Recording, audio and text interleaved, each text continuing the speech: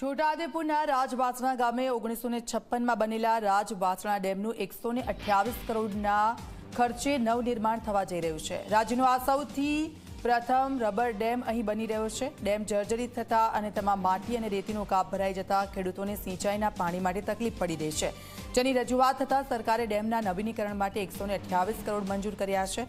આ યોજનાનું વહેલી તકે ખાતમુહૂર્ત કરવામાં આવશે અને કામ ચાલુ કરવામાં આવશે।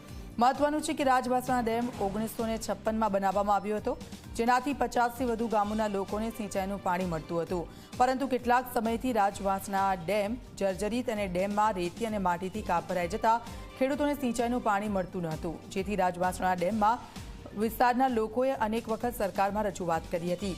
તો આખરે ગુજરાત સરકારે ડેમ બનાવવા માટે 128 કરોડ મંજૂર કરતા વિસ્તારના ખેડૂતોમાં ખુશી જોવા મળી હતી અને કામ વહેલી તકે શરૂ કરવાની ખેડૂતો માંગ કરી રહ્યા છે। મુખ્યમંત્રી ભૂપેન્દ્રભાઈ પટેલ અને મંત્રી એવા કુંવરજી બાવળિયા સાહેબે આ 128 કરોડ રૂપિયા જેટલા માતબર રકમ મંજૂર કરી છે, જેનાથી આ વિસ્તારના 57થી વધારે ગામોના ખેડૂતોને સિંચાઈનો જે મોટામાં મોટો પ્રશ્ન હતો તે હવે દૂર થશે અને આ વિસ્તાર હવે પાણીદાર બનશે। આ રબર ડેમની વાત કરીએ તો ગુજરાતની અંદર સૌપ્રથમ પહેલો આ રબર ડેમ બનાવવામાં આવશે। તો ડેમ મંજૂર થયો છે તો વહેલી તકે ચાલુ થાય એવી અમે સરકારને વિનંતી કરીએ છીએ। 1956માં ડેમ બન્યો હતો અને અત્યારે જર્જરિત છે, એટલે બિલકુલ તૂટી ગયેલો છે।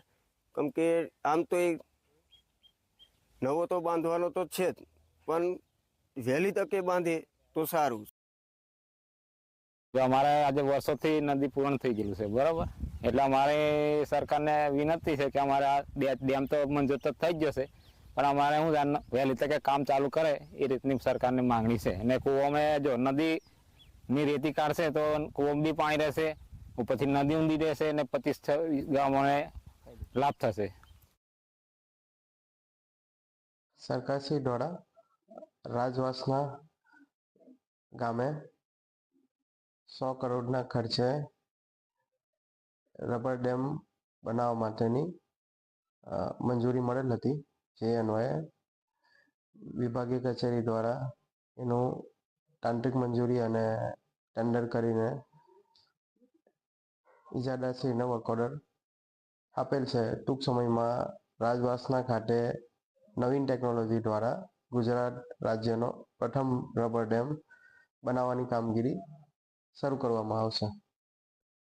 બોડેલી તાલુકાના રાજવાસણા ડેમનું 128 કરોડના ખર્ચે ગુજરાત સરકાર દ્વારા નવીનીકરણ કરવામાં આવી રહ્યું છે। હાલ ગુજરાત સરકાર દ્વારા 128 કરોડ રૂપિયા મંજૂર કર્યા છે અને ટૂંક સમયની અંદર તેનું ખાતમુહૂર્ત કરવામાં આવશે।